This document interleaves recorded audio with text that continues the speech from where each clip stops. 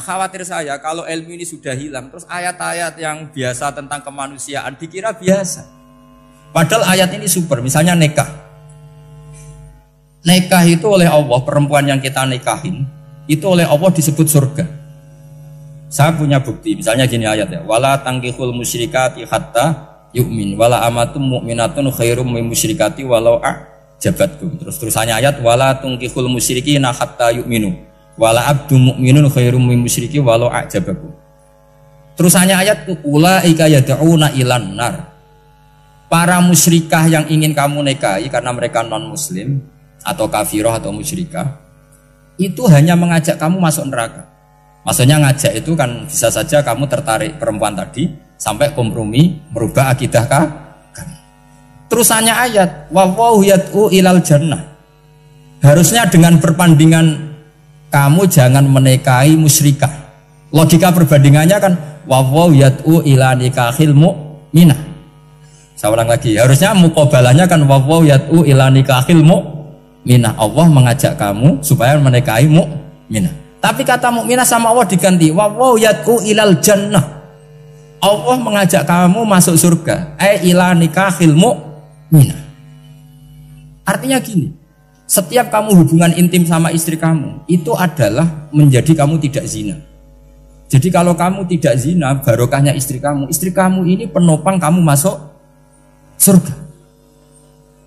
Makanya Rasulullah pernah ditanya, ibadah itu apa saja? Nabi secara ringan diantara jawabannya, wa fi buti ahadikum shadaqah. Sudah kamu ngumpul istri kamu itu ya ibadah.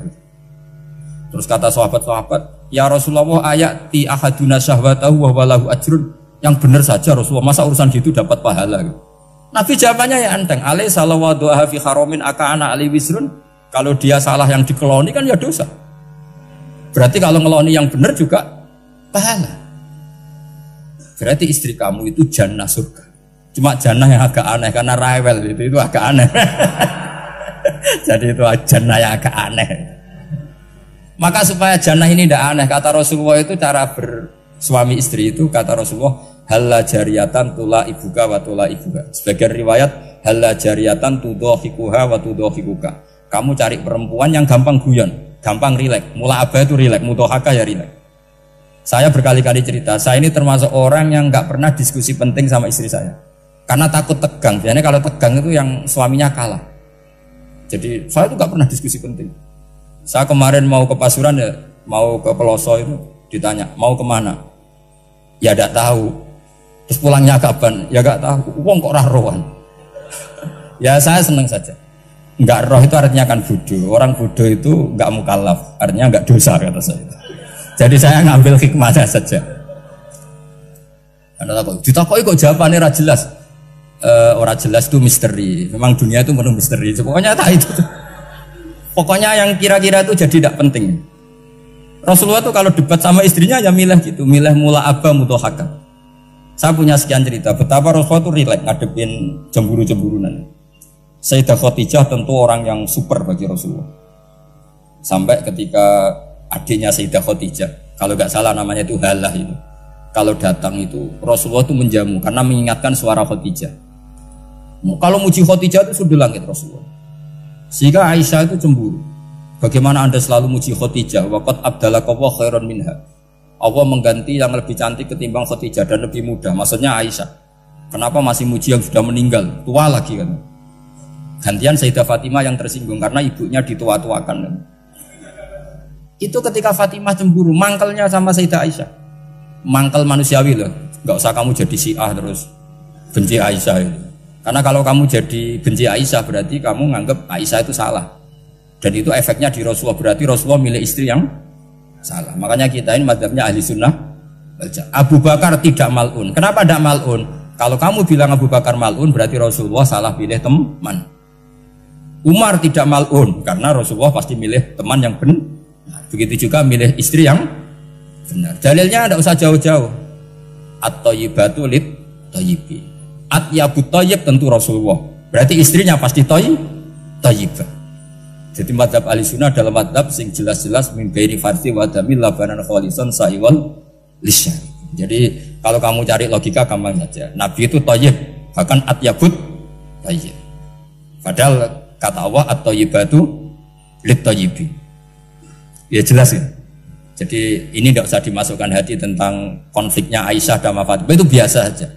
Yang satu bela ibunya, yang satu bela dirinya. Sebenarnya Aisyah itu nggak niat ngeritik Khadijah, ingin diperhatikan Rasulullah saja. Terus ketika Sayyidah Fatimah matur ya Rasulullah, saya supaya ngalahkan Aisyah itu gimana? Karena ibu saya sudah meninggal, ya memang cantik dia, muda dia, dan tahu betul orang kalau Nabi itu sangat mencintai Aisyah. Kata Rasulullah, bilang gini saja, tetap hebat ibu saya, karena ibu saya dapat Rasulullah rondo untuk Joko. Kowe ayu kaya apa, itu untuk Dudo. Jadi rileks saja Rasulullah. Akhirnya ya semenjak itu nggak ngeritik lagi. Bahaya ini kalau ngeritik. Khadijah itu kan sudah umur 40 tahun, janda dapat Joko. Aisyah perawan untuk Dudo. Keren mana? Keren Khadijah. Jadi tidak semua masalah itu Nabi itu menyelesaikan cara ekstrim. Nabi itu biasa mula apa? Santai rileks. Nah, kalau para mbak-mbak ini ingin jadi surga yang enggak aneh, syaratnya jangan rewel, karena di surga itu enggak boleh ada orang rewel. Tapi kalau enggak rewel sementara suami kamu enggak bener, ini namanya goblok. Maka kata Mbak Mun kalau ngijazahi santri-santrinya, "Cung bojomu kudu rewel, enggak ngono fakir," kata Mbak Mun. Tapi santri yang di belakang gremeng, "Iya Mbah, nak fakir, nak jantungan mati." Makanya sering itu. Jadi di antara ulumil Quran itu ada istilah maudhi'ul mudmar mengganti maudhi'ud dhamir, atau maudhi'ul lafzi menggantikan lafdan akhar. Itu memang agak jadi ilmu tafsir, tapi bagi pelakunya itu menjadi gampang. Ya tadi, ketika Allah melarang nikah hal musyrikah, saya ulang lagi. Ketika Allah melarang nikah hal musyrikah, normalnya perbandingannya kan wallahu yad'u ila nikahil mu'minah. Tapi sama Allah digenti, wallahu yad'u ilal jannah. Itu menunjukkan bahwa nikahul mukminah adalah al jannah. Karena kamu hubungan intim ya ibadah. Diwamuk kowe sabar ya ibadah. Nafakoi ya ibadah. Neng-nengan kejahatan senjata juga ibadah. Seru Kang, neng-nengan itu seru. Karena memang di antara sistem tubuh kita itu butuh masa-masa jeda. Mari cerdas. Karena tubuh kita ini tidak hanya butuh seneng, tapi juga butuh susah. Susah itu melahirkan kearifan. Jajal bojomu tahu minggat, mesti kearifan kamu meningkat. Jadi minggat itu ya penting. Nikmati saja. Loh, ini saya nggak ngajari keburukan. Memang seperti itu. Nah, saya berharap ilmu usul fikih ini tidak boleh hilang. Karena dengan ilmu usul fikih kita tahu mubah adalah tarkul haram dan tarkul haram adalah wajib. Maka Allah sering sekali membicarakan sesuatu yang mubah itu superior. Kayak tadi wa min ayatihi manamukum billaili wan. Nah, termasuk ayatnya Allah adalah kamu itu tidur. Cara berpikir tadi, kalau saya tidak tidur sakit, kalau sakit habis biaya banyak. Sementara tidur hanya butuh seperti ini. Betapa baiknya Allah dengan tidur bisa menjaga kesehatan yang kalau tidak dijaga berbiaya tinggi. Berarti hadan naumul ibadah. Terus ulama bilang tidur itu ibadah kalau niatnya litaqawi alal ibadah. Tapi nak wae blojo turu lah itu sing masalah. Tapi tentu ilmu itu ada pembanding. Sekarang ketika kamu tidur itu tarkul wajib apa tarkul haram? Lah itu masalahnya. Seringnya kamu itu tarkul wajib. Wae mulang turu. Wae ngantor wong kerja turu. Lah itu tarkul haram atau tarkul wajib? Tarkul wajib. Kalau tarkul wajib berarti status tidur kamu haram. Sudah pinter ini, sudah maju ini, sudah maju. Jadi saya belajar usul fikih lagi-lagi karena untuk menjadi mufassir itu harus menguasai balaghah, menguasai usul fikih, menguasai lisanul arabi. Nah, lisanul arabi yang sering saya contohkan berkali-kali. Saya punya kitab namanya Ar-Risalah. Orisinil karangannya Imam Syafi'i. Saya baca beberapa kali khatam. Juga saya beberapa kali bacakan santri. Itu kalau memaknai Quran secara lisanul arabi itu gampang sekali. Gampang sekali. Ketika Imam Syafi'i mengatakan kamu boleh tayamum ketika bepergian dan saat bepergian itu tidak menemukan air. Syaratnya kamu tolabul ma', cari-cari dulu. Ketika ditanya sama ashabu Syafi'i, kenapa harus cari-cari dulu? Jawabannya enteng. Li'anna Allaha ta'ala yaqul falam tajidu ma'an wa la yuqalu liman lam yatlub lam yajid. Karena Allah ngendikan kemudian kamu tidak menemukan air. Di mana-mana tidak menemukan setelah mencari. Kalau belum mencari namanya tidak tahu. Jadi dari kata falam tajidumaan kemudian kamu tidak menemukan. Tidak menemukan berarti apa? Setelah mencari. Sehingga beliau mensyaratkan dicari-cari dulu, baru berkesimpulan tidak menemukan. Nah setelah tidak menemukan kamu baru boleh tayang. Segampang itu ilmu usul fikih di depan Imam Syafi'i. Ulumul Quran dianalisis dengan usul fikih. Ketika ditanya, kenapa Anda mensyaratkan nikah itu pakai wali? Ayatnya apa?